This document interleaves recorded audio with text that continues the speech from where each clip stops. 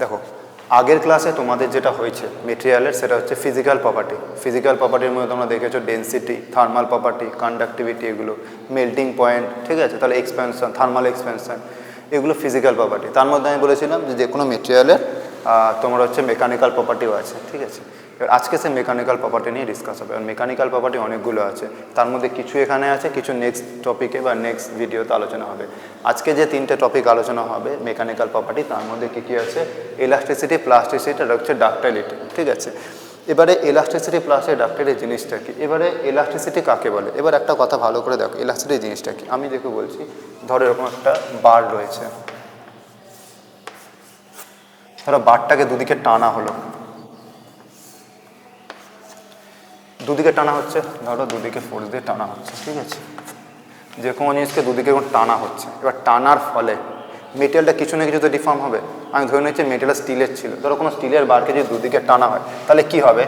এ কিছুটা বাড়বে, এতটা বাড়লে। এবারে বাড়ার পরে আমি যদি ফোর্সটাকে উইথড্র করে নিই বা ছেড়ে দিই, সে যদি আবার নিজের শেপে চলে আসে, তাকে আমরা বলছি ইলাস্টিসিটি। মানে আমি যদি ধরি চকটা, এটা স্টিলের চক, এটাকে ধরে টানছি আমি, টানার ফলে এই যখনই টানতাম, টানার ফলে কিছুটা বড় হলো এবং ফোর্সটা তখন আমি ধরে আছি দুটো টানে। এবার যদি ছেড়ে দিই দুটো ফোর্সই, তাহলে এই যে চকটা যদি নিজের শেপে যদি ফিরে চলে আসে, একেই বলা হচ্ছে ইলাস্টিসিটি। বোঝা গেছে এটা? তারপরে কি?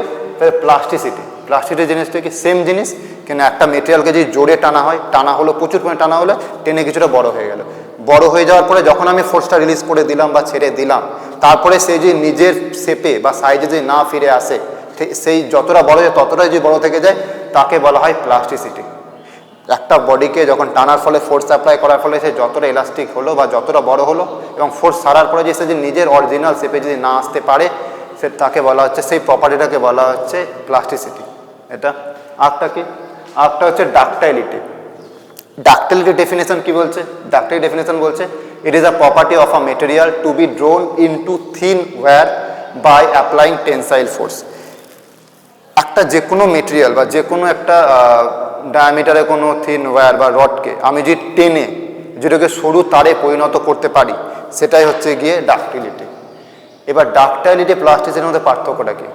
প্লাস্টিসিটি যে কোনো মেটেরিয়ালকে টানলাম, টানার পরে যদি ছেড়ে দিই, সেই যদি নিজের শেপে না আসতে পারে, সেটা হচ্ছে প্লাস্টিসিটি। কিন্তু ডাক্টাইলিটিটা কি? ডাক্টাইলিটিটা হচ্ছে গিয়ে একটা বড় ডায়ামিটারের কোনো রডটাকে আমি যে টেনে, যে ওর থেকে সরু, একদম সরু ডায়ামিটারের যদি কোনো থিন ওয়্যার তৈরি করতে পারি, সেটা হচ্ছে গিয়ে ডাক্টাইলিটি। এবার ডাক্টাইলিটি দিয়ে কয়টা কি? ডাক্টাইলিটিতে যে কোনো ওয়্যার তৈরি করা যায়। তার মানে এই একটা মেটেরিয়ালকে ধরো আমি টানলাম, টানার পরে কিছুটা ডিফর্ম হলো, এবং টানটাই ফোর্সটা ছাড়ার ফলে যদি ডিফর্মেশন যে সেম জায়গায় যদি না চলে আসে, তাহলে ওটা প্লাস্টিসিটি। কিন্তু ডাক্টাইলিটি কি? এই যে টানার পরে ওটা অনেক বড় হয়ে গেল এবং ফোর্সটা ছাড়ার পরে নিজের শেপে আসতে পারলো না, তাকে বলা হচ্ছে গিয়ে এখানটায় ডাক্টাইলিটি। এবারে ডাক্টাইলিটি, প্লাস্টিসিটি, ইলাস্টিসিটি, এগুলো জেনে হবেটা কি? এগুলো জেনে এটাই হবে, আজকে যে কোনো ইন্ডাস্ট্রিতে কেউ যদি যায়, আজকে কোনো কোম্পানিতে গেল, সে ওয়্যার তৈরি করে, তার তৈরি করে, ঠিক আছে। কোনো কপারের ওয়্যার তৈরি, কপারের তার কী করে তৈরি হয়? এরকম আমাদের সৌ তারগুলো থাকে হচ্ছে মোটা মোটা ওয়্যারের তার আনা হয়। কী করা হয়? ওখানে বিভিন্ন রকমের ইয়ে থাকে, পাঞ্চিং থাকে, যেগুলো এরকম টাইপের জিনিস হয়, এরকম টাইপের ডাই থাকে,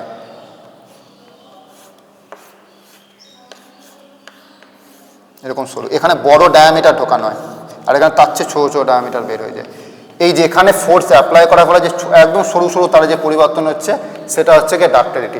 এবার ডাক্টাইলিটি যার যত বেশি হবে, সে কি টানার ফলে তত বেশি সরু তারে পরিণত হবে। এবার ডাক্টাইলিটি যার যত কম হবে, সে কি যোগে যতই টানো, ও কিন্তু সরু তারে পরিবর্তন হতে পারবে না।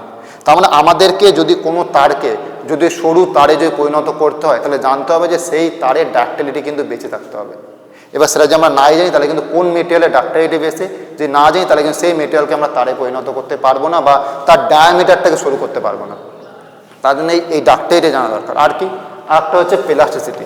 এবার কোন মেটেরিয়াল টানার ফলে এবং সেটা যদি শেপ পরিবর্তন হয়ে যায় এবং ফোর্স অ্যাপ্লাই ছাড়ার ফলে যে না আসতে পারে, ঠিক আছে, তাহলে কী করে জানবো? এটা একটা। আর ইলাস্টিসিটি কি? যে কোন মেটেরিয়ালকে আমি যে ফোর্স অ্যাপ্লাই করি, সে নিজের শেপটা তো চেঞ্জ করবে, কিন্তু ফোর্সটা যখন ছেড়ে দেবো, সে আবার রিগেন করবে। এটা হচ্ছে কি ইলাস্টিসিটি। এইগুলো আবার বলছে মেকানিক্যাল প্রপার্টি জানার উদ্দেশ্য হচ্ছে যখন কোনো কেউ কোথাও কাজবাজ করবে, ইন্ডাস্ট্রিতে হোক বা ওয়ার্কশপে হোক, ঠিক আছে, তখন যদি সে মেটেরিয়ালের প্রপার্টি যদি না জানে, সে মেটেরিয়ালের কোথায় কোনটা ইউজ হবে সেটা সে করতে পারবে না। এখন এই যে আমাদের যে এখানে আমি যে ক্লাসরুমে আছি সেই ক্লাসরুমে ছাদ আছে, ঠিক আছে, ছাদ কী করে তৈরি হয়েছে? কংক্রিট দিয়ে। কংক্রিট কী কী আছে? সিমেন্ট আছে, ঠিক আছে, পাথর রয়েছে, এগুলো বালি রয়েছে, আর কি রয়েছে? রড রয়েছে। এবার প্রশ্ন হচ্ছে রডটা কেন দেওয়া হয়েছে? সিমেন্ট কি করবে? একটা টাইমে সিমেন্টেরও বেশি ফোর্স হয়, সিমেন্ট কিন্তু ভেঙে যাবে, সাডেনলি ভেঙে যাবে। কিন্তু রডগুলো যে দেওয়া হয়েছে, রড কিন্তু সাডেনলি ভাঙবে না, ও ভাঙার আগে না বেঁকে যাবে। কেন রড কেন বাঁকবে? কারণ রড হচ্ছে কি একটা ডাকটাইল মেটেরিয়াল। ডাকটাইল মেটেরিয়াল মানে কি? যখনই ও ডাকটাইল মেটেরিয়াল মানে ওকে যখন কিছু ফোর্স অ্যাপ্লাই করা হবে ও কিছুটা হলেও বড় হবে, কিন্তু পুরোপুরি ভাঙবে না, ভাঙার আগে অনেকটা বড় হবে। কিন্তু যদি পুরোপুরি সিমেন্টের করা হতো একটা টাইম ফোর্সে আরামসে ভেঙে যেত। কিন্তু ছাদ যদি একবার যে ভেঙে যায় সেটা তো যে বানায় তাদেরও প্রবলেম আছে। ওই জন্য রডটা দেওয়া হয় যাতে ভাঙার আগে সে ইন্ডিকেশনটা দেয়, যাতে বেঁকে যায়, তার জন্য রডটা দেওয়া হয়। এটা সবচেয়ে বড় একটা উদাহরণ। এরকম অনেক অনেক উদাহরণ আছে যে কোথায় মেটেরিয়ালটা ইউজ করবে এবং সেই মেটেরিয়ালটা কী হতে হবে।